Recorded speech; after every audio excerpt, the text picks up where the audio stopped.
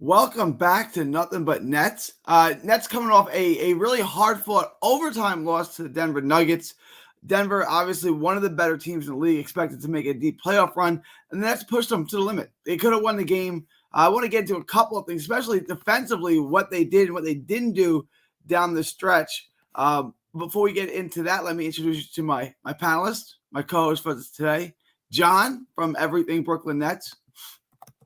John, introduce yourself, and what were your thoughts, just preliminarily? Like, what were your thoughts on the game? Hey, Gary, it's always great to talk basketball with you. Anybody who wants to talk basketball with me, you can find me on Twitter at OS91413. John, we've got some great conversations.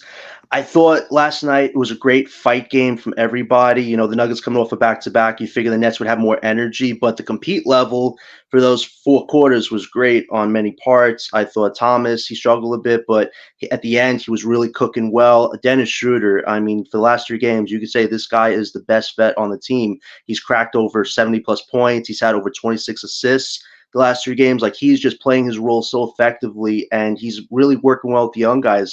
We said that last year he could be that glue guy potentially, maybe to be on this team, but with his value being so high, I think that might eventually come to a decision there. I thought Claxton, again, had a decent defensive night. Kind of struggled a bit starting, but he had some good moments. Zaire Williams was the story of this game. I mean, offensively, 4 threes, mid-range shots, rebounding. This guy had a coming out game yesterday, and he just feels so much free and confident. And our bet is that this guy will be the blue chip prospect in the reclamation of the failed draft picks that we got on this team that could essentially have a role next year. And I think he could definitely fit what we're looking for. So I thought those were some good positives. And we didn't get the win, but the biggest thing about I think people should take away from the game is that Jordy's establishing a culture, and the young guys are buying into it, which is good. You can definitely see that they're playing with energy. They're playing with ball movement. I'm not trying to compare it to the Kenny Atkinson era, but you can kind of see that there's that kind of energy in the game. There's excellent ball movement so far through 4 games. Jordy seems to be a good hire. They seem to be buying into a system. It seems to be the rebuild seems to be going well. Yesterday, you pushed Denver into overtime. You see a lot of things. You see Zaire playing well. You see Schroeder playing well. Cam Thomas made big buckets down the stretch, and then you lose in overtime. Is that, knowing that you want Cooper, you want Ace, so you got to lose games. Is that kind of the perfect way for the game to go? You see a lot of good things, but then you ultimately lose in overtime. Is this like ideal for the Nets? I think for everybody that has an idea of where the Nets could be, whether some want to play, in which I don't think is the right move, but for the people all around that want the Nets to be a good team in the future, this is the great route. You're competitive, you're close in the games, you lose. I mean, Nets fans should be used to heartbreakers at this point, but it was a great competitive game. The young guys are doing what they got to do. They're buying in. I mean, even Johnson and Doe, I said they need to have a good game last night. They didn't have great games, but together they each contributed some stuff offensively, some stuff defensively, rebounds. So I think you got the great result last night. All three of your vets have built up their trade values, especially Dennis. Cam Thomas is ascending offensively. Claxton, Zaire, and Clowney, that three, I think they should experiment in the front court once the vets are moved, because they have, I think, a plus 20 together so far, and that's great because defensively they're strong. Offensively, they're quick in transition, so I think that's a front court that fits what you're looking for. So, yeah, I would say yesterday was the best result you could ask for because at the end of the day, the Nets' ultimate goal is to be part of that draft next year and make some history and draft a prospect. So, yeah, I think it was a great night. And right now, we're not focused on wins. We're focused on player development and buying into Jordy's system, and Jordy's done a great job. Credit to him. I want to get some of your thoughts on some of the specific things in the game still. And Claxton's not playing today. He's going to rest today. So Simmons will be back in the lineup. I'd imagine he starts. But what were your thoughts on Clowney starting at the 5 and Claxton still coming off the bench even when Simmons wasn't playing? I don't personally understand it. I thought after the last game when Claxton actually came back against the Bucks and started playing great basketball, I thought this would be the game where he'd be starting again. I thought with Ben out, Clowney and Claxton, perfect time to see with those two together. I call them the block brigade because they're really good shot blockers. But to see them not start together was a little confusing. But at the same time, we're sort of trying not to win so many games. So I understand the strategy a bit there. Like there are going to be some questionable decisions this year that we've already seen, and we shouldn't be surprised. But I thought Clowney was a good test for him. I thought he struggled a bit in the beginning because he had 2 fouls, but he did have a shot block on Aaron Gordon, I believe, which was great, and he did throw an assist pass to Dennis Schroeder. So Clowney is showing little spurts of what he can be. I just think some people expect him to take such a huge jump because he had a great summer league and he had some good moments last year, but it's going to be a development process. The best thing for Clowney this year is that he's got muscle on his body. If this guy adds 10 more pounds of muscle between now and next year, the dude's going to be a freaking freak at power forward potentially. So I hope to see more of Clowney and Claxton going forward. But yeah, it was a test for him. I thought it was a decent test for him. He played just 16 minutes, so he started in an overtime game, played just 16 minutes. Your thoughts on that? I mean, look, 16 minutes it's not nothing, but when you're starting and there's no Simmons, you think he would play more than that. No Sharp, Claxton's on limited minutes. What were your thoughts on him playing such limited minutes? I know he didn't play great, but he's still one of the key cogs you're building around. Well, I mean, you could use that same argument with Clowney for Zaire. You could say that Zaire should be playing closing minutes, given how impactful he's been on the defensive side. And last night, offensively, this guy was feeling. He's doing the finger flips with his three-point shot. You could say Zaire should be playing more clutch closing minutes. In fact, I'd rather have Zaire, Clowney, Claxton in my closing lineup with the Thomas and maybe Dennis Schroeder. Like, if you're going to win or lose, I think your starting five should feel more balanced with who's actually contributing. So I could say you can make the same argument that Zaire should be making closing minutes. But for Clowney, I'm not going to ding on him. I thought he had a decent game. It wasn't a great game, but he showed some little spurts if you watch the game. So I would say that as the season progresses, once the vets are out of here, these young guys' minutes should go up. But unfortunately, with the vets here, it's hard for these young guys like Zaire and Wilson especially. Wilson had a great metric game. He had a +8. He was defensive. He's improved on what Jordy said he should improve on. So these young guys should be playing more, but it's not going to happen until the vets get dealt, unfortunately. The next thing I wanted to get into, Ben Simmons. Mm-hmm. No Ben Simmons.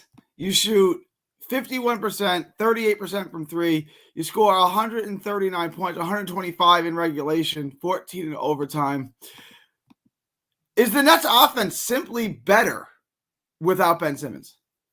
I want to say 100% yes, but some people would say, oh, but he does the defensive stuff. His defense hasn't been good that season. He's a great playmaker. Okay, I'll give you that. But you just look at last night, the offense was free-flowing. I would say this, Dennis Schroeder, he plays great without Ben Simmons. I don't understand why they want to put Ben and Dennis together, because it feels like Dennis doesn't really get to impact the game much, because Ben is the guy that's making all these assist passes, setting people up, and a lot of guys are missing shots. So it's like Dennis seems to play much better with the young guys where the pace is much more faster. They're doing team style stuff. I feel like with Ben, it's the offense is so sluggish because he doesn't do much. I mean, he did some questionable things the last game. He deflected his own dunk. He didn't want to go to the rim against Brook Lopez. Like, we know this guy offensively doesn't want to be part of the game, but he makes it so obvious to the point where it's like, wow, this is crazy. A guy's making $40 million and he doesn't want to do these simple offensive things that can get him buckets. So it's like, yeah, he hasn't made this team look better. The last game, it was a -9. And he should have played the last game. I think the Brooklyn organization needs to get better with their PR team about health, because obviously Ben Simmons is not 100% healthy. They were bragging that this guy had a great training camp, but it's like he should be able to play the first game of a back-to-back. I don't get it playing the second one. I feel like yesterday would have been a great game for him to play, but at the end of the day, I can't wait till he's no longer on this team, because I feel like it's a distraction, and this team doesn't need distractions anymore. Distraction. He's so bad offensively that you're basically playing 5-on-4. He refuses to shoot. He refuses to even dunk the ball. Like, I'm not even a Ben Simmons hater, but this is just becoming evident that he doesn't even want to score the ball. So you don't have to pick him up until he's 5 feet from the basket. And even at 5 feet from the basket, at 6'10", 250-pound point guard, he's still hesitant to score. You take him up the court. Schroeder's got 14 dimes and 28 points. Cam Johnson hit 6 threes yesterday. Zaire Williams hit, because now you have to account for 5 people on offense. When Ben Simmons is running the point, you really don't have to account for him. When he's out there, you really don't. He's not going to score. He's not going to look to score. He's only looking to pass, dribble, hand. He's not looking to attack the basket. He's not putting. What's he doing out there? Like, give me a reason. Offensively, we can get to defensively in a minute. Offensively, why is Ben Simmons on the court? How is he helping me offensively?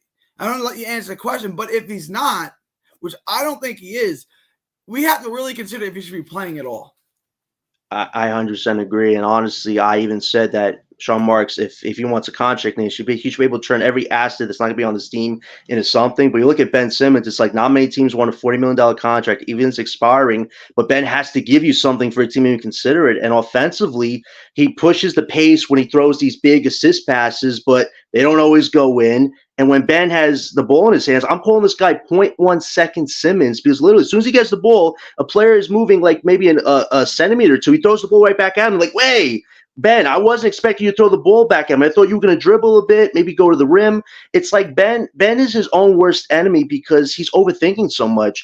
At the end of the day, if you have a mismatch, go to the rim, get the foul call. Even if you miss the free throw, at least go to the rim and put the team in foul trouble. Like Ben Simmons, he likes to think of himself as an unselfish teammate, but it's so selfish when you're putting so much pressure on the four other guys when you have a chance to contribute something. So yeah, I don't see the point of Ben on this team when the young guys are ready to be part of this. Dennis is obviously outplaying him. So at this point, you have to wonder, is it worth it to waste this guy for 20 minutes a night when his metrics are just bad and you're ruining his value? Maybe we have to consider a buyout. I don't want to do it, but at the end of the day, this guy is not contributing to our team, and he's being a hindrance, like you're saying. Yeah, I'm at the point. Look, I'm willing to try this. You know, we're only 4 games in. I'm willing to try this 15, 20 games. But if this is what he's going to do, I'm just going to buy him out. I don't want you here anymore. You're not going to play anymore. You're eating up minutes. I want to give to Jalen Wilson, who played great again yesterday, which we're going to get into later. You're taking minutes from Zaire. You're taking minutes from a lot of guys who I want to get those minutes, and you're offering me nothing. And it's not lack of effort. Like you said, it's mental. And I use this analogy when I was talking to Pete the other day when I have a boxing background, and you know your coach tells you to jab more, and it's just not working. So now you're out there counting your jabs, just throwing your jabs. It's in your head, and you're overthinking this, and you can't fight that way. In the basketball sense, that's kind of what Ben Simmons is doing. Everything looks forced, nothing looks natural. He looks to be overthinking and not reacting to the game, and it makes the offense stagnant. And he's not giving you. And he obviously can't shoot.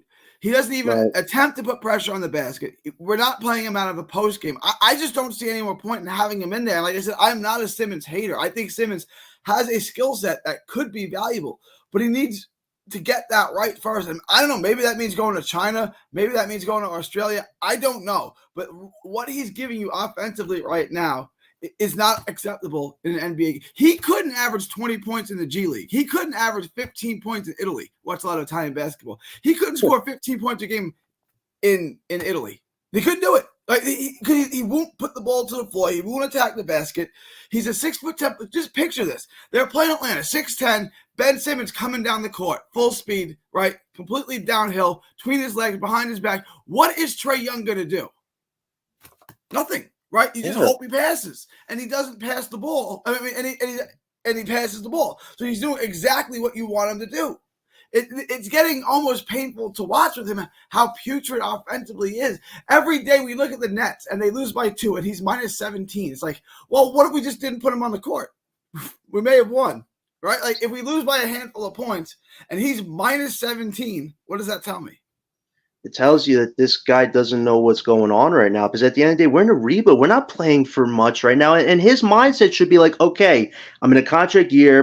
People say my career is over. I should be able to at least get 5 jump shot attempts a game. I should take 1 3 in my lifetime. He hasn't taken a 3 in, I think, 6 years. Like he should be like, I got to set an example for these young guys. But how you set an example when you already have 14 fouls in 3 games? This is a crazy stat. I don't know if you saw it yesterday, Gary. He has more fouls than field goal attempts, and he's making $40 million. Listen, at the end of the day, this guy will go down as one of the biggest con jobs in sports history. I'll put him right up there with the Chicago White Sox scandal. I'll put it up there with the A-Rod steroid scandal. Like, seriously, it's not a joke. Because at the end of the day, this guy has managed to manipulate the NBA system towards getting himself financially secure, where he shouldn't be having these mental lapses at all, because he's secure right now with his life. Like you said, he could go to China, he could go to Italy and play basketball making $10, $12 million or something like that. But he should be asking himself this right now: why would I want to do that when I'm Ben Simmons? I'm at one point was one of the best defenders in the league. I should be setting an example. But if you're going to give me garbage minutes in 20 minutes and not even attempt more than 3 field goal attempts, why are you on this team, man? Like, I got young guys that are hungry and determined and want to grow their games. This guy seems like his career is almost over. So at the end of the day, we should cut our losses after 20 games if this is all we're going to get. So you're right, Gary. I'm with you on I'm that. just saying, without him seeing the floor, 40 first quarter points, 72 at the half, 13 assists in the first quarter. 13 assists in the first quarter. I mean, the offense, again, small sample size. But every time Ben Simmons plays, his plus minus is the worst on the team. Thanks. And when he doesn't play, we got 40 first quarter points, 13 assists in the first quarter, 72 points at half, and we finished the game with 139. It's like, if we sit him out and we get this kind of offensive production, that should just be it. Like, we're done with them. Like, I mean, I don't really see. I was okay with sending him home. I was okay with buying him out. I was okay with. He's not going to be in our long-term plans. And I've heard people say, "Well, what if we get him on a 1-year deal for the vet minimum?" Why? He makes your offense so much worse. I don't want him at all. Then he's getting in the fight with fans, and we'll get into it. Oh, yeah, that's going to be fun to talk about. We'll get into that in a second. All right, let's we didn't touch on that. After the Orlando game, he gets into a confrontation with a fan. They're calling him a kid. I guess he's a kid. He looks 16, 17. Schroeder gets in his face and goes back and forth with him. What was your take on that, John? My take is Dennis Schroeder should be getting half of Ben's $40 million if he's going to be his bouncer on the sidelines. If you want my honest take, the guy at 6'10", 250 needs a bouncer who's 6'1", 160. Isn't that a little strange? It's not a little strange, but at the end of the day, Ben seems to do his best work when he's walking away. Like, literally, he walked away and said, "Why don't you say it to my face, pussy," or something like that. And I'm just, away. Yeah. I'm just like, Ben, you could have went and talked to the guy straight up. You don't have to send Dennis as a Rottweiler to be your enforcer. And listen, I appreciate everything Dennis has done, but people shouldn't feel scared to speak their honest minds about Ben Simmons. This guy has made over $100 million the last 2 years, not playing much, and every time when he says he wants to play, be part of this team, something happens with his health. And honestly, the organization of Brooklyn should hold themselves to a higher standard because they have been less than transparent on his health multiple times. And the fact the guy's going to stay out of back-to-back because he needs rest, it's egregious. If I'm a rookie on a team and I want to play 15 minutes a game and I can't because this guy's not playing, it's just wild. It's just wild. So that's got to change. But this thing with Dennis being a bodyguard enforcer for not only Ben, but for Claxton, it's got to stop. Listen, these guys, you're making a lot of money right now. You got to stand up on your own laurels. If a fan has a problem with you, speak to him yourself, or just don't let it bother you. The fact you let it bother you, and this became such a big thing, it's wild. That's not Brooklyn basketball. We're not supposed to fight with the fans and be intimidating, stuff like that. We should let our actions shine on the court, not off the court. We don't need to become TMZ. So listen, Dennis is showing what a great teammate he is. And honestly, he is probably the best valued veteran on this team. And honestly, part of me does want to keep him. But if a team's willing to offer a decent return for him right now, you got to take it. So props to Dennis on what he's doing to be a good teammate. But Ben Simmons, he's got to stand on his own 2 feet. People got to stop making excuses for this guy. This guy is not where he used to be. He's overrated. And if he doesn't want to be in the league next year, adios. I'm starting to think that I'm not saying he's never going to be in the league again. I think he's only 28, so he's still fairly young. Like, he can, but I think next year he's playing in China or Australia. I don't think he's going to play in the NBA next year. I don't think he offers you enough offensively where you can say, okay, well, he can still defend multiple positions. He can always defend your best player regardless of position. I just don't think I think he hurts your offense so badly that he doesn't really have a spot in the NBA anymore. Let's get into, well, first I want to talk about this. Another guy that I want to see gets minutes. He only played 7 minutes yesterday, but he played with a ton of energy. Keon Johnson. Keon Johnson can play a 1, 2, and 3. He played really well in the summer league, really well in the preseason. I want Keon Johnson on the court, not for 30 minutes. I don't want to take Zaire off the court to put him on. But I want to take Ben Simmons off the court to see what Keon Johnson can do. I mean, I don't think that's inappropriate. I mean, Keon Johnson is struggling to get minutes, and that's understandable. He's buried deep on the depth chart. But what did you think of the 7 minutes he did play? He played with a ton of energy. I like what I saw from Keon Johnson. It's just not enough minutes for him. Right. I wish we Take could Simmons give. off the court and give the minutes to Keon. I mean, trade Doe and Johnson right now. You could play Johnson 30 minutes a night, like if you wanted to. Like, I hope Sean Marks gets these calls soon because with the injury, listen, I feel so bad for the NBA right now. The injuries right now are atrocious. We're only 4 games in. There's already 20 guys on the IL right now. It's wild, but that works to Brooklyn's advantage. There are going to be teams calling for a Johnson, a Doe, or a Dennis in the near future, and Sean needs to take the offers and move forward because you got a guy like Keon Johnson who is trying to work on his weaknesses. He gives you energy. He's got the wingspan. Like, he should be playing 20 minutes a night, like you're saying. Like, honestly, I would want to sit Ben down tonight and let Keon be a starter for us, be the point guard. Let him show what he could do on the court. But it's just unfortunate that we're stuck with these vets where guys like Keon, even Zaire and Wilson, they got to take a back seat and lose 10 minutes a game that they could play. Like, you want these young guys to play and build their values up and be part of the core and the culture, but they can't because of the vets right now. But honestly, tonight, I hope Keon gets at least 20 minutes because without Claxton, you're going to need somebody to give you those minutes. And Keon is not a small dude, so he can give you some good defense too. So I hope we get to see that tonight. But I even hope the vets get traded soon so these young guys could play. I want to get into someone who we do want to trade, and I'm not trying to dump on this guy every game. And CJ he made a bunch of shots. He shot the ball well, and then you see he wants to get it going. He took the ball to the basket once nicely in the first half of the game, but when he tries to take the ball strong to the hole, he looks like a baby deer learning to walk. Right, like. Great comparison, Gary. It looks sloppy, right? Like, there's no assertiveness, right? Like, first, your thoughts on Cam Johnson yesterday. He shot the ball well. I think he ended up with 20 points. He hit 6 threes or something like that. He shot the ball well, but he basically plays like he's 6'4". And I just don't like your thoughts on him, on his performance yesterday. Then we'll get into trading him. Well, first, it's so interesting you compare Johnson to being like a deer on the court when we got Hackado yesterday for the first time. Dorian Finney-Smith the free throw line.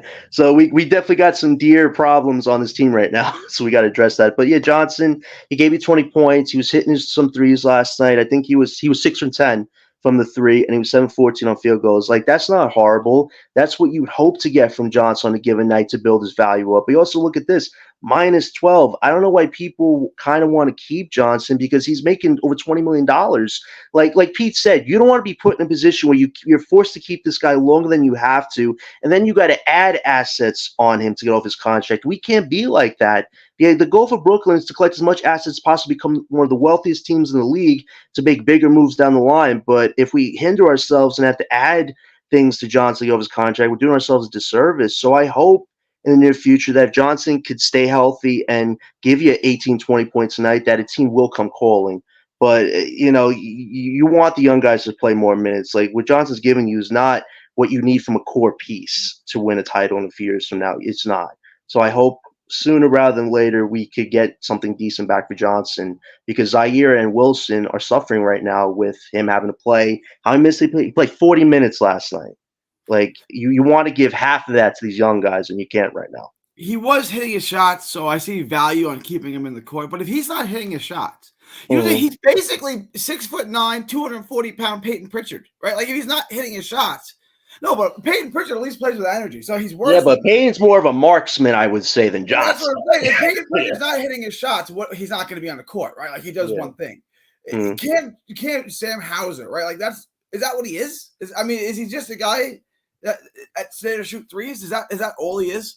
Well, I want to bring LBL into this bit because he made a great point. He's kind of broken down both Johnson and Doe, who are supposed to be known as 3-and-D guys, but one guy gives you no real three, and that's Doe, and Johnson gives you no real D in defense. So it's like they're not really one player. they're not really the prototypical guys that you would expect, and they're the two guys you want to get some type of draft capital value back for.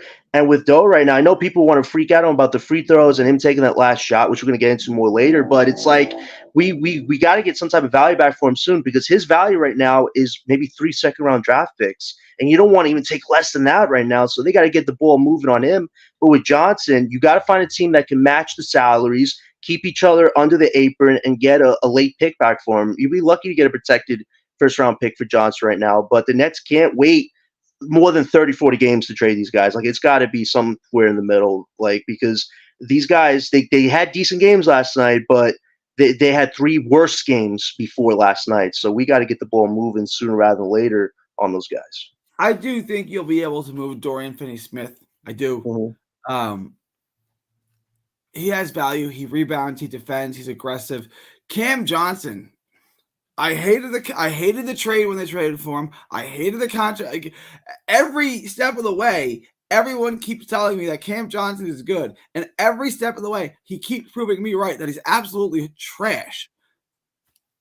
Like, I see no value in playing him. And now, like, the contract, which when they signed him originally said, "Oh, that's a team-friendly deal." That contract is atrocious. Like, in order to trade him at $25 million a year, you may have to attach a pick to him. And we don't want to do that, Gary. That's why we got to hope that you want to keep his $25 million on the books though for the next 2 years. We don't want to do it. That's why if Sean doesn't trade him before the trade deadline next year, you're going to have to do it after that the following year if you want to move him for something, whether that's for rebuilding pieces or what have you. You'd have to add assets at the point. But we have the window now to potentially get off his contract without having to shoot ourselves in the foot right now. And here's the thing: we might even have to add second-round picks this year to get off of Johnson's contract to entice the team. Like, we have to do some enticing on our part too, because like you said, we should have traded Doe last year. We didn't. We should have traded Johnson last year. We didn't. And this is Sean. Listen, somebody on I don't know if our show or BK show said that, oh, Sean's been mopping up his messes. No, he hasn't. He's still got a lot of mopping up to do. We got Ben Simmons on the team. We just broke his whole game down. It's not helping us. Doe and Johnson, they got to get dealt. That's not helping us. Like, Marks has about 3 messes to clean up on aisle 10 right now. Like, if Marks can do that before the deadline to get decent value back, it makes a case for him to get a contract. But if he doesn't trade these guys by the deadline or buy out Ben, we got to start wondering if Marks really should get a contract at all next year. Because, yes, he got us that big package for Bridges, but there's so much more work to be done. And if Marks rests now, that's not a GM I want controlling a Cooper Flagg or Ace Bailey potential draft. Let's get into this because I agree with you on this. I've been saying, we've both been saying this. Sean Marks is not the guy to rebuild this, right? And look, he got the picks back from Houston. Okay. You don't get credit for fixing a car that you wrecked. Okay. I hated the Harden trade. I hated the Simmons trade. I hated all of these trades. When you had a championship roster, you put DeAndre Bembry and 50-year-old Blake Griffin who can't move, and that's what you filled your roster out with. I don't understand the love affair that some people have with Sean Marks. He waited too long on to trade Cam Johnson. Now he's going to have to attach a pick to him. He's waited too long on Dorian Finney-Smith, and now he's going to have to end up getting second-round picks for him. His timing is atrocious. He completely misassessed the team. When they made the Kevin Durant trade and they got Bridges and Cam Johnson, he said this isn't a reset and that we're still a playoff team. No, you have one of the worst rosters in the NBA.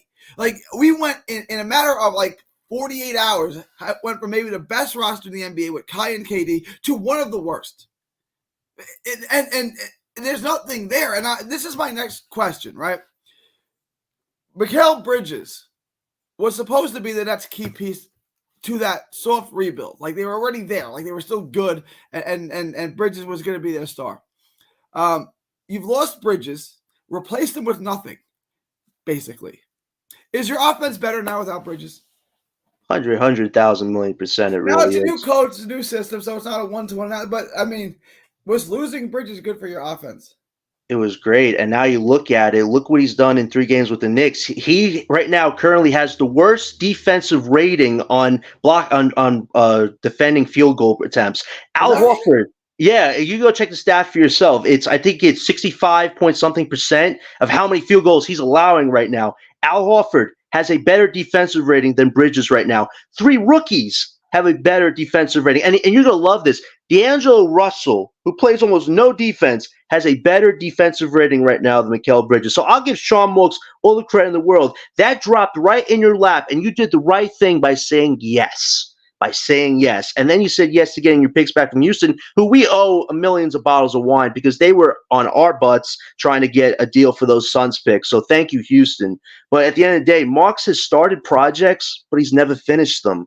And this is the biggest project in Brooklyn's history right now. We're trying to hit big on the draft and do something historic and draft a top 1 to 3 pick. But what are you going to do after that? Are you going to use that 100 million as a cap space, try to get an aging vet to be competitive and sell tickets? No. And what are you going to do after 2026 if we hit big on that? Are you going to go for a star right afterwards? You're going to see what these guys do? Or are you just going to do, like you said, hire bad vets that didn't do anything when we had good talent to try to win? Like, Marks does not think 2 to 3 years down the line. He's a year-by-year manager, and you hate that. Like, you want this team to be consistent for years, contend for years, and try to win something, but Marks never puts the pieces together because he's his own worst enemy, like you said, when it comes to timing. We need to get our timing right, not only with who we draft in the next 2 years, but who's leading this team right now in the rebuild. Guys, please smash the like button, subscribe if you haven't already. A couple other things I wanted to get into. First, let's get into the last play of regulation. Dorian Finney-Smith shoots the three. Cam Thomas had made some big baskets. Dorian Smith wasn't exactly cooking. He was 5 for 11. He had made 5 shots. He was 1 for 6, I think, for 3. So it wasn't like Dorian Finney-Smith had it going on and you were riding the hot hand. Just give me your thoughts on Dorian Finney-Smith taking the game-winning shot at the end of regulation. Well, I gotta say is for people who say this team is trying to compete for a play-in, why was Doe taking the last shot? At the end of the day, it should have been Cam's game to win or lose after he cooked that Christian Braun kid. But to have Doe take it, I'm not upset at it because he's probably going to miss it, and we ultimately don't want to win more games than we lose. So I wasn't upset about that. But Dorian Finney-Smith, his value, it's so like middle low right now because he's not giving you much from the three-point line. He's been so horrible right now on that. He's trying to go to the rim a little bit, but the free throws, he's not a free throw shooter. Doe is a three-point shooter at best with not much else in between. So, like, you got to hope that a team right now could use him. I look at a team like the Pacers right now. Their defense is abysmal. They've gotten cooked and overcooked. That was a good fit for him. Like I'm looking at them right now, and I know some people say Bennett Mathurin is out of our way, but his minutes have gone down after game 1. And Ben Shepherd, a guy who I thought might be a piece that we could get for a Doe or hypothetical, or Dries Walker, those guys are playing more minutes right now than Benedict. So you have to wonder if they're willing to give up one of those 3 prospects for a Doe and maybe a pick. I'm taking that. And if that second round pick's one of those prospects, I'll take it too. But the Nets got to get the ball moving on Doe because his value is only getting worse right now. And it's not that he's a bad player. I think defensively he's been okay these last few games. He does the stuff that doesn't show up on the stat line. I'll be honest with you. I think Doe right now is a PG Tucker type player in his age bracket right now. I think he gives you the stuff that doesn't show up on the stat sheet on defense. But if you're looking for a guy to give you a lot of stuff offensively, Doe's not that guy. You need a system, and we got to get something back for him sooner or later because he's not doing himself any justice right now.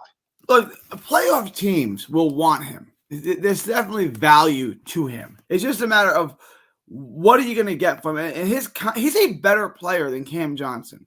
He's a better basketball player than Cam Johnson, and he makes $15 million a year as opposed to Cam Johnson's 25, right? So you can get rid of him. It's not impossible. It's just you could have gotten 1, maybe 2 first rounders for him. Now you're going to get a bunch of seconds, right? Playoff teams will want him. And I always say, last 4 minutes of the game, is this guy on the court for a playoff team? The answer for Dorian Finney-Smith, I believe, is yes. So teams are going to trade for him, right? You're not going to get the haul that you once thought you may get. But can you believe the Nets traded Kyrie Irving for Dorian Finney-Smith and Spencer Dinwiddie? It's like, this is so bad. But that's probably one of Mark's worst deals ever. And the crazy thing is it backfired. Like the other deals actually worked in our favor, but that deal, Kyrie Irving went to the finals a year after with Luka. So it's like we took back scraps. We probably should have traded him to the Lakers because you look at the Lakers right now, they're not a championship team. Yes, they're playing good right now with JD Redick, but you could also see LeBron, man, he's going to be 40 years old very soon. It's not like the Lakers are going to destroy the top teams right now. They need a lot more work. So you got to be asking yourself when it comes to the vets we got on this team, we got to start making moves because their values are not getting any better right now. So we got to hope that we get some decent value back while we still can. But there's a small window right now, and Marks can't afford to let that window slide where we're taking back scraps and we have a chance to get something decent. So I hope that gets rectified soon because it's not going to make us any better if we don't jump on those opportunities either. two other components I wanted to get into regarding yesterday's game. Cam Thomas, not his most efficient night, but two takeaways from Cam, and I want your take on both of them. First, he made a ton of big baskets down the end of the game. Again, he is becoming that reliable scorer. He's becoming your superstar scorer that you hope that he'd become. That's one. And two, he is not getting any calls. He got fouled about 3 times on 3-point shots. And his percentages aren't going to look good, but if you take those misses off the board and you put him at the foul line, he's probably got 8 or 9 more points because 3 times he was fouled behind the 3-point line where he got no call, and it's 3 less misses. So I know the stat line doesn't look gorgeous for Cam Thomas, but he's not getting any calls. And I'm not trying to be a homer here, but it's quite obvious he's just not getting. He gets fouled on step back threes all the time, and he ends up on his back, and he doesn't get a whistle. So your thoughts on that? Cam coming up big down the stretch on an off night, and him not getting any calls at all. At the end of the day, we don't want to come on here and make conspiracies, but you got to look at just how the NBA, the organizations, media personalities, and even the refs right now, how they all view Cam, and it's not in a very high or average way. Like they rated ESPN, Hoops Hype, they rated Claxton as the best player on this team, and you look at Claxton offensively, he's not anywhere close to what Thomas gives you on a given night, especially when he's playing great. And we're still waiting for Cam Thomas to give you a 4-quarter complete Cam Thomas special. But in second halves this season, Thomas has been dominant. He's been clutch. I mean, here's another stat. He's actually the top scorer right now in fourth quarters right now. It's a small sample size, but Cam has been closer, killer Cam clutch. Ooh, that's got a good ring to it. But you do feel bad. The refs, like, obviously, you look at the replay. Thomas is getting his hand jabbed. He's getting pushed, and the refs are not calling nothing. It's like, you're right there. What are you looking at?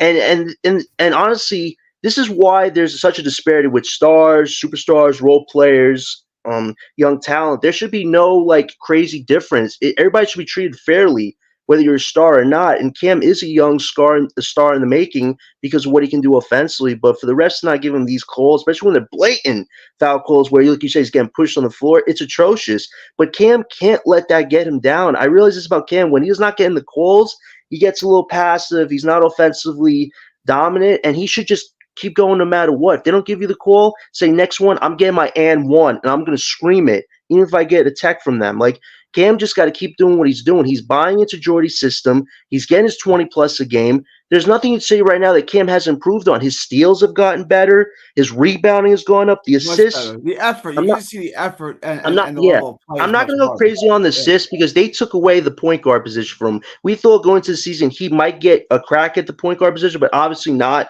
because they want Ben Simmons for some weird reason and Dennis, I understand, to be the point guards. But when he's now the primary two, I'm not going to go crazy about the assists, but the rebounding, the defensive effort, the steals, and the scoring, those 4 things right there are what's going to get him a contract boost. And so far, he's been doing good in all those. So I hope Cam keeps going forward. Don't let the refs get you down and let the results show. But like you said, the refs got to do something better with Thomas. They got to treat him fairly. They got to start treating everybody fair. Stars shouldn't just be getting the calls. It should be on who's playing and who gets fouled. Like, that's what it should come down to. I got one more topic I want to discuss on this game, and then we'll preview tonight's game. Nick Claxton, again, not playing a ton of minutes, coming off the bench, which without Simmons, I thought that was strange. Where he ended up playing, was it 26 minutes, including the overtime. He hit the little mid-range jumper. Yes. Is that a one-off? I mean, I felt like when he came into the league, he could do that a little bit, and he went away from it. It didn't look horrible. It didn't look like Chris Dudley. I don't know. Guys, remember before that Chris Dudley had the ugliest jump shot I ever saw. It didn't look like that. It looked like he could do that.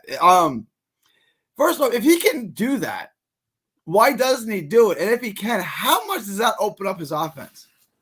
I think it opens up his offense tremendously because here's the thing. He was right in the middle of the rim. Zaire got him for a great shot. And we just give a shout out. Zaire and Claxton, I got to see them play more together because they were connecting 3 times last night.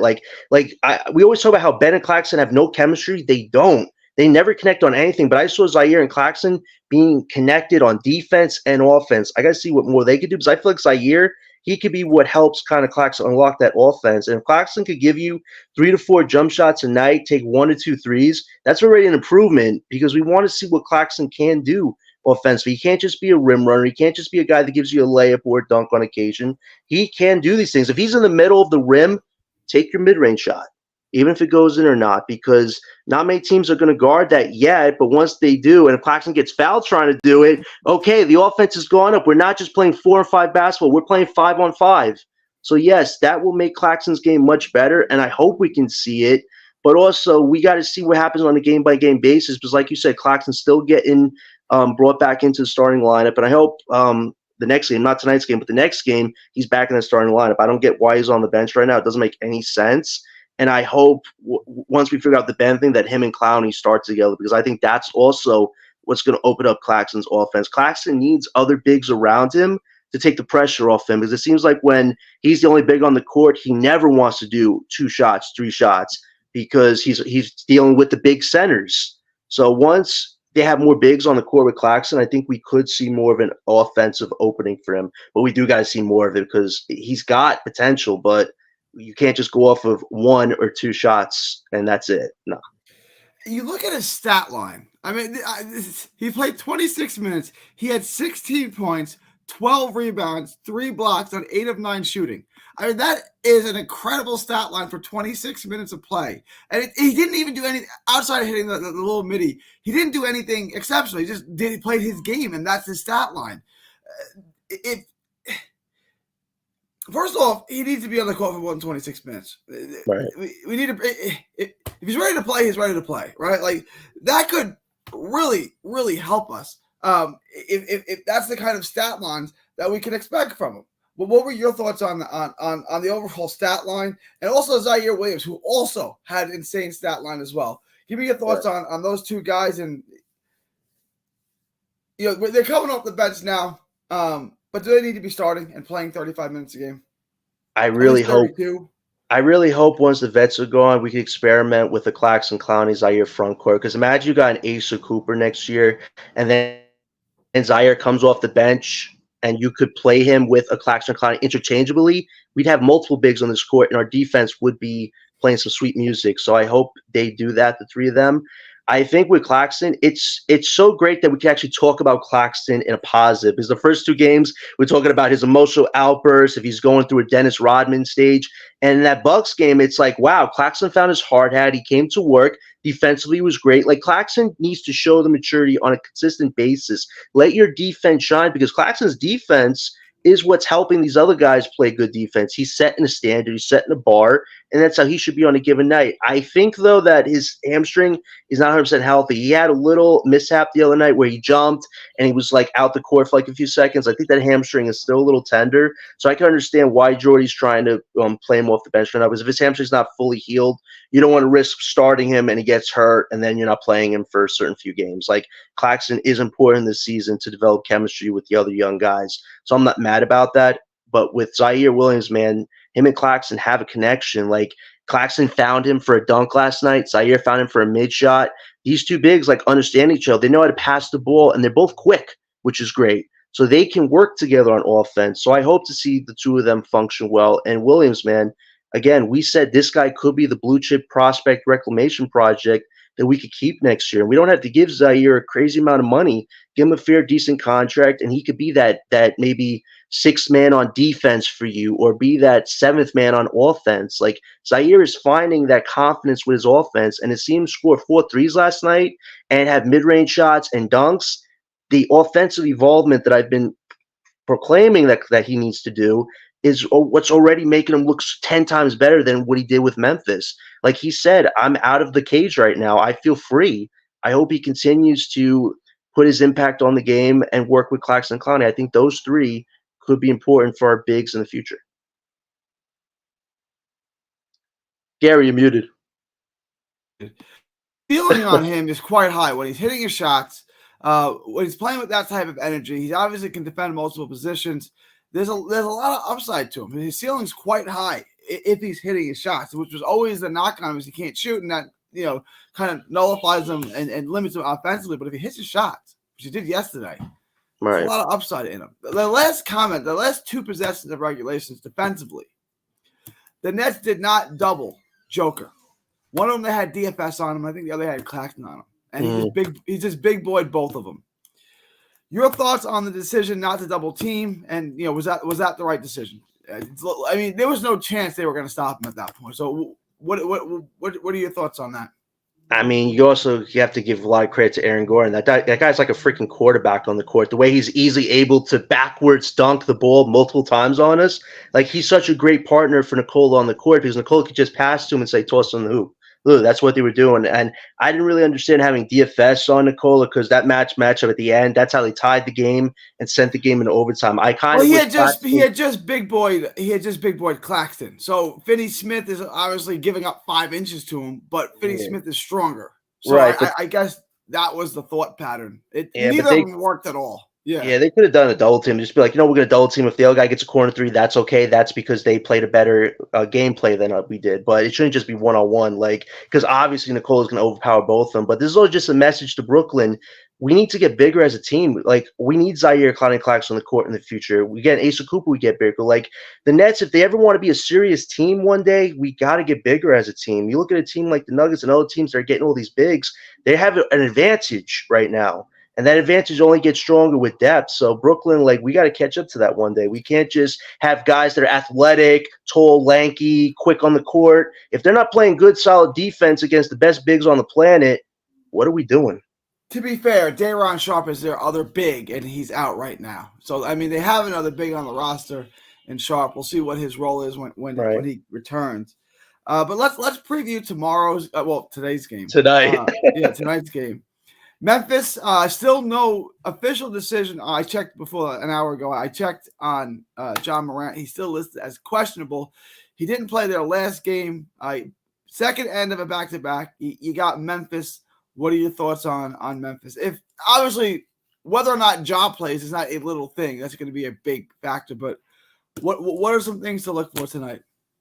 I think for tonight for us is going to see what does Ben do and how many minutes he plays. Because honestly, you want to play him 30 minutes, but you don't want to hurt the back. But he should be carrying a load tonight because even if he does everything offensively, make your minutes count, get your young guys open for shots, see what they can do. I hope guys like Keon get more minutes. We should see how many minutes Thomas gets because it's on a back-to-back. Will Jordy start managing the tank part of the season? Will he play Thomas a certain amount of points in the first half and then the second half sit him down? We got to see.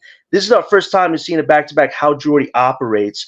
Are you going to play your young guys, your core guys, to the ground, or are you going to let the other young guys get play and wave the white flag early as a strategic move? That's going to tell me a lot tonight where Jordy's mindset's at there. But I'm hoping guys like Keon, Wilson needs to get more minutes tonight. Shake Milton, let these guys get their minutes in and build their values up, the ones that are going to be here and the ones that are not going to be here. Nobody tonight should not be playing less than 10 minutes a game. Everybody should be getting the fair share around. So that's what I hope to see. But if Ja doesn't play tonight, it'll be interesting to see if he's observing the Nets and what they got going on. That'll be something to look out for if he doesn't play. All right. We talked about when they're going to get that next win. Are the Nets getting a win tonight against Memphis? No. But it's going to be fun. There's going to be some good moments. A lot of guys are going to get a lot of play. Like the young guys that want to play tonight, this is your night. We are going to see a lot of guys on the court. Memphis, so it kicks off an hour later. It kicks off 8 o'clock your guys' time, 7 where I am. Look, I think if Ja doesn't, and I don't know, there's still, like I said, no official decision on Ja just yet. If Ja doesn't play, why can't they win? They can win. I mean, look, they got a couple. Bane. I like the way Scottie Pippen Jr. was playing. Jaren Jackson. They have some players, but with the Nets' energy and their defense. Well, no Claxton. Yeah, you're right. They're not winning. No Claxton. Well, we got to see what Edey does tonight because if Claxton's not playing, how is Clowney going to do against Edey? Will he body him up or not? Who's Ben going to guard tonight? That's going to tell me a lot too. If Ben ain't guarding Edey and Edey's just bullying Clowney in the corner, that's already half the game in the bag right there for Memphis. I would imagine they're going to put a lot of Ben on Jaren Jackson a lot. I would imagine. I mean, not solely, but we'll see how it goes. But I would imagine. He's their best scoring big. I would imagine he's going to be on Jackson. Right. And also I would say Memphis is a gritty, grindy team. They know how to get to the rim a lot and get a lot of foul calls. And that's been the Nets' biggest problem is we go to the free throw line so little, the other teams go to it so much. So if Memphis is at the free throw line a lot tonight, that's kind of a bad trend for Brooklyn. We kind of want to break that. I know we're in a tanking part of the season, but we should be able to get the free throw line just as much as the other team. But if Memphis gets the free throw line, that's going to be a big reason why we don't win tonight. So it'll be interesting to see if that continues or changes. Well, if Cam can get some foul calls, maybe we'll get to the free throw line. Oh, You good know? point. Good point. Uh, I don't know what you want me to say to this. Get the 1 or 2 worst record. Utah and Detroit already building separation. I mean, first of all, it's a lottery, so you need the balls to bounce your way. The Nets are going to lose plenty of games. That's not an issue. I promise you, the Nets are going to lose a lot of games. Okay, Right. like, what do you want me to say? Like, I mean, you want me to root against them? I mean, you want me to? I don't understand. Like, do you think that me rooting for the Nets is actually going to make them win? I don't really understand that. It's like they're going to lose. They're going to lose plenty of games. They're a very bad team. They're going to lose a lot of games. If they're playing a winnable game, I'd like to see them win. You know, do you think Utah and who else did he say? He said Detroit, but I'll even say that. I'll even say this: the Raptors are starting to worry me a bit because they just lost Scotty Barnes to an orbital fracture, and Yeah, they how long is he got out? about 3-4 weeks, but it could be even longer. It depends on how that heals. But you look at a team like the Raptors right now; they've been injury prone all year. But if they somehow get a top 3 lottery pick, you look at that core with Barrett and Scotty. Imagine Scotty getting to play with Cooper or Ace Man. I'd be so pissed off at that because that would be a great duo right there that the Raptors can already build around. So like the Raptors are that one team where I don't want them to have a better, worse record than we do. Like that can't happen because if they get a top guy, they're a team in the East that we don't want to deal with. We want to be ahead of the Raptors right now when we get these young guys. So that's the team I look out for. We're 4 games in. At some point, Dorian Finney-Smith and Cam Johnson aren't going to be here. I don't know about Schroeder. I don't know about Ben Simmons, but those 2 guys at least are going to be gone. And once you lose that, they already have trouble closing out games. Once you take away the 2 veterans, it's going to be brutal trying to close out games. So you're going to lose a ton of close games. I don't see any point. You have to learn how to win at some point. I don't see the problem with winning a few games early. It's not like, all right, I'm rooting for the Nets to lose. I don't understand that. Like they're going to lose plenty of games. It's a very bad roster. They're going to lose a lot of games. If they can get one against Memphis, I want to see them get one against Memphis. Right, and you know, there's tanking. The team is garbage. They're not going to win a bunch of games. Right, and I would just say this too: like they're doing what most of the guys who don't want this team to tank now, so they don't want the word to be used, but they're being competitive right now. They're staying in all these games. Like for the first 20 games, if that's what we do for 20 games straight before we trade everybody off, that's the first part of the mission. That means we actually got value back for the people that we do trade if we were that competitive. But then, like Gary said, after that, you get rid of Johnson Doe, there's going to be a decline in your offense. It's really going to be on Cam's shoulders on a night-to-night basis. He won't mind that because he's going to get the bag if he keeps doing what he's doing. But yeah, we're probably going to get blown out a lot after that. But we also have a next summer coming up. We have $100 million in cap space. We're going to have to construct a roster around who we keep and who we draft. So that's not going to be an issue for us. That's going to give us so much more optionality. But right now, nobody should be upset if we're competing and we semi lose. Like, and there's not really one we're rooting for these guys. You want your young guys to succeed. We're in a rebuild right now, but this is why Cam and DFS shouldn't be here, right? They shouldn't be here. Zaire and Keon should be getting those minutes.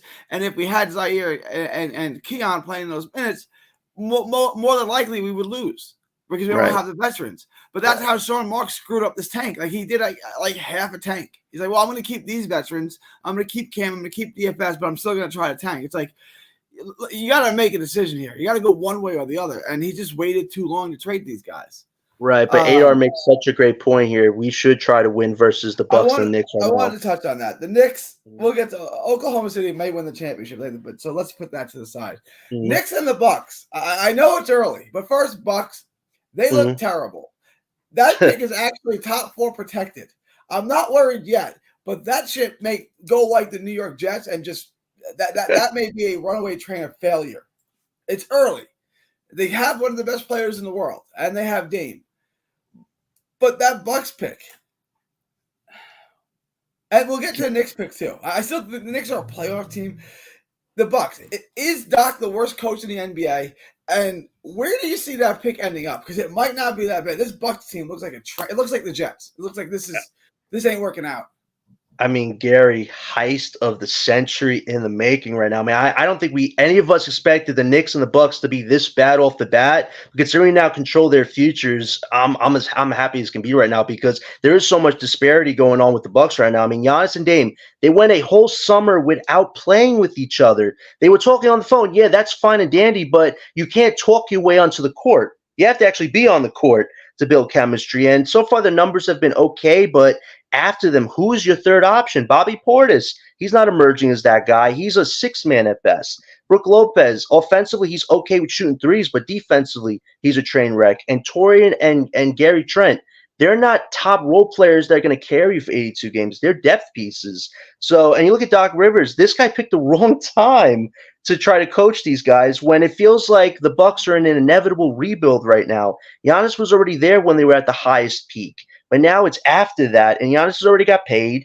He's looking for another championship. Middleton's ankles are shot. Who knows what he can give you? The Bucks are in a free for all right now because they traded away the heart of their defense in Drew Holiday, and they can't fix that. It's not a quick fix right now. They're stuck where Giannis and Dame have to be playing 4 quarters a night, giving you each 30 plus apiece. And they've shown right now they can't carry that. So I feel great about where this Bucks pick can be. I don't think it's going to be a top lottery. Like everything would have to go perfect for us to have a second lottery pick, but 15 to 20, that's not bad. If that's what it comes down to, it's not bad. I'm not predicting the Bucks to miss the playoffs. What I'm saying is, this thing could spiral out of control. And when you have veterans who are losing and they don't want to be there anymore, it could get real ugly real quick for Milwaukee if they don't start to win. Obviously, the coach hasn't had the impact they thought he would have. They got their other coach fired to bring this new coach in. He's been nothing but awful since they've been terrible since he's been here. They've lost in the first round of the playoffs. Yes, Freak was hurt. But okay, you wanted to see him turn it around. And they look horrible. They look the Nets blew them out. Like they look terrible. The Bulls. Forget us. The Bulls. If you don't fix this soon, like the wheels may come off the bus and this thing may spiral out of control for the Bucks. The Knicks, I think the Knicks, look, they're a playoff team. They're a very different team than they were last year. They don't have the physicality or the size that they had. So we'll see they're going to be a playoff team. Are they a 5 seed? Are they a 2 seed? Do they get bounced in the first round? Do they go to the conference finals? Do they win? I don't know yet. Like we're going to figure that out in time. You got to look at the matchups right now because you think about this right now. Bridges and Towns, they've been the weak points on this team right now. Brunson's been doing his thing, but you look at Bridges, he has the worst defensive efficiency rating right now in the league, which is crazy. But it's also not crazy because it seems like this is who the real Bridges is, so we shouldn't be shocked at that. But Towns, he's taking 9 shot attempts a game right now. That ain't gonna cut it. The guy's making $50 million, and he's only taking 9 shots. There's no interior offense happening. He's sitting in the corner. You got a 7-footer in the corner right now. This is insane. So I look at those two guys as the make or break for this team. Oh, and you got OJ making a nice $40 million in the corner right now. He definitely cooked the Knicks on that one. But you look at them right now. I just think their depth is the biggest issue right now. Josh Hart's going through his injuries. McBride, who knows what his future is? He could be a trade piece if they got to be forced to do something. But their depth right now is what's going to bring them down in the end. So I think right now the matchups are not looking in their favor. Celtics, Cavs, Miami, and the Magic. Those are 4 teams I don't think the Knicks want to face. And they might have to face at least 2 Orlando with their size. Mm-hmm. Let's say it's the 4-5 matchup in the first round. Orlando with their size, with the best player on the court. And Paolo would be the best player on the court. Who wins that series? Knicks or Orlando?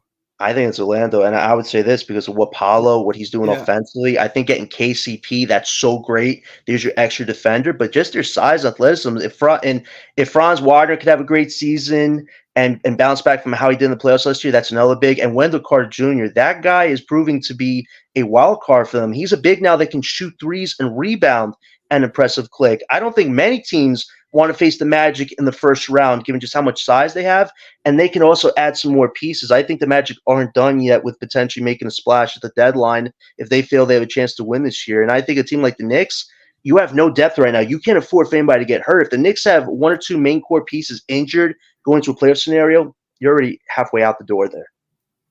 Agreed. John, appreciate your time. Thanks for hopping on. Final thoughts and where can everyone find you?